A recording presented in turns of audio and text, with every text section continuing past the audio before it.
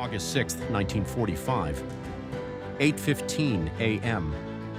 A single plane, the Enola Gay, releases a weapon that doesn't just destroy a city, it ends an era. For decades, we've been told a simple story. America dropped the bomb to save millions of lives from a bloody invasion. But as historians dig deeper, the simple story becomes a complex web of military desperation, Cold War posturing, and a race against time. Today on Echoes of War, we go beyond the blast. We're unearthing the true reasons why the U.S. chose the nuclear option. Was it a military necessity or a political message written in fire? By mid-1945, Germany had fallen, but Japan was far from finished. The battles of Iwo Jima and Okinawa had been a meat grinder. American casualties were soaring, and the Japanese were fighting with a no-surrender fanaticism. The U.S. was preparing Operation Downfall, the largest amphibious invasion in history. Military planners were looking at the numbers, and they were terrifying. Estimates suggested up to 1 million Allied casualties. For President Harry Truman, the memory of the casualty list from Okinawa was fresh. He faced a haunting question. How do you tell the American people you could have ended the war in a day, but chose to send their sons into a months-long slaughter instead? The road to Hiroshima didn't start in 1945. It started in 1939 with a letter from Albert Einstein to President Roosevelt, warning that Nazi Germany might be developing a purified uranium bomb. What followed was the Manhattan Project, the most expensive and secretive scientific endeavor in history. $2 billion spent, 130,000 people employed, all for a weapon they weren't even sure would work. By July 1945, the Trinity test in New Mexico proved the theory. J. Robert Oppenheimer watched the mushroom cloud rise and famously recalled the Hindu scripture, "Now I am become death, the destroyer of worlds." But the war in Europe was already over. The focus shifted to the Pacific, where the Battle of Okinawa had just claimed over 200,000 lives.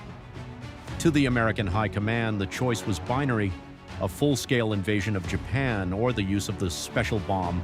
While soldiers fought in the Pacific, a secret city in New Mexico was birthing a son. The Manhattan Project cost $2 billion, roughly $30 billion today.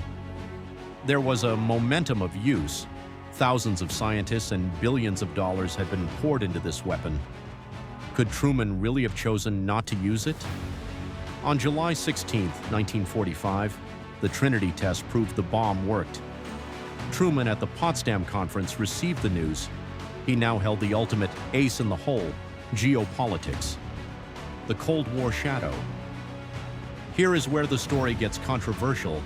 Some historians, known as revisionists, argue the bomb wasn't just about Japan, it was about Joseph Stalin. The Soviet Union was scheduled to enter the war against Japan on August 8th.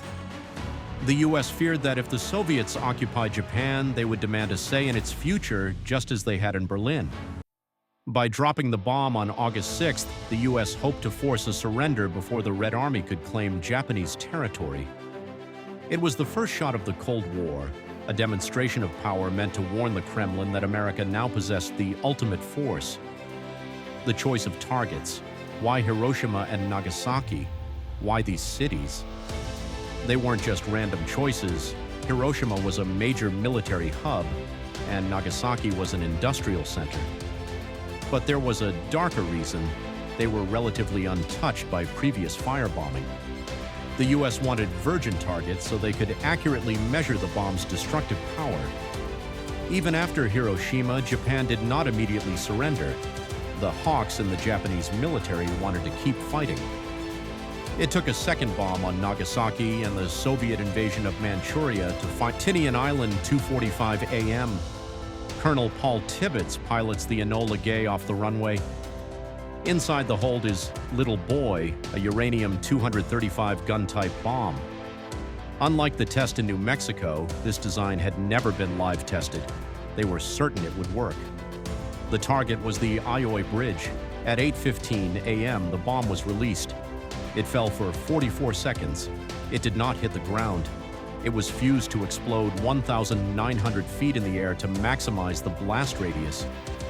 The flash was so bright it permanently bleached the shadows of people into the concrete. Stone sentinels of a life vanished in a microsecond. 80,000 people died instantly. By the end of the year, that number would double as radiation sickness. A new disease then began its silent harvest. Washington waited for a surrender. Tokyo was in chaos. Reports from Hiroshima were so devastating they were initially dismissed as propaganda. The Japanese military command refused to believe the Americans had more than one bomb. They gambled that the cost of producing U-235 was too high for a second strike. It was a fatal miscalculation. The U.S. had a second weapon ready, Fat Man, a more complex, more powerful plutonium implosion bomb, August 9th. The primary target wasn't Nagasaki, it was the city of Kokura, but heavy cloud cover and smoke from previous firebombing runs obscured the target. Fuel was running low. Pilot Charles Sweeney made a split-second decision to pivot to the secondary target, Nagasaki. At 11:02 a.m., Fat Man detonated over the Urakami Valley. Because of the city's hilly geography, the blast was somewhat contained, but the explosion was significantly more powerful than the one at Hiroshima. Another 40,000 souls were lost in the blink of an eye.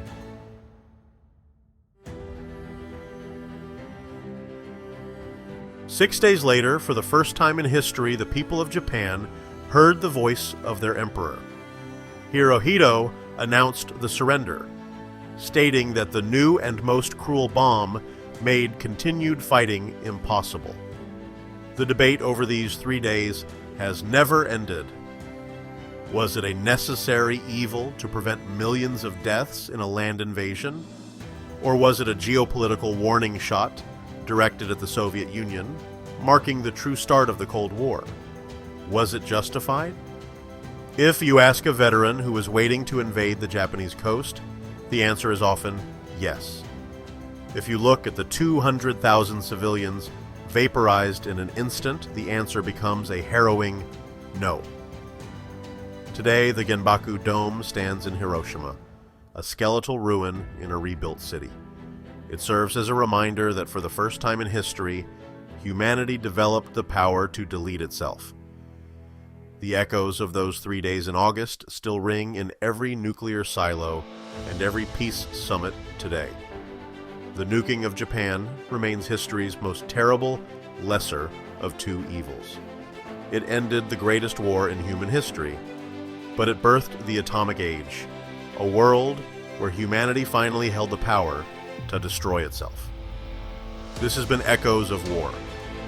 If you found this deep dive insightful, hit the subscribe button and join our community. History is never just in the past. Its echoes are all around us.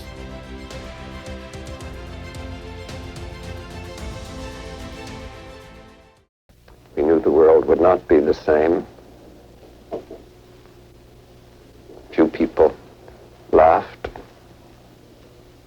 Few people cried. Most people were silent. I remembered the line from the Hindu scripture, the Bhagavad Gita. Vishnu is trying to persuade the prince that he should do his duty, and to impress him takes on his multi-armed form and says, "Now I am become death, the destroyer of worlds." I suppose we all thought that one way or another.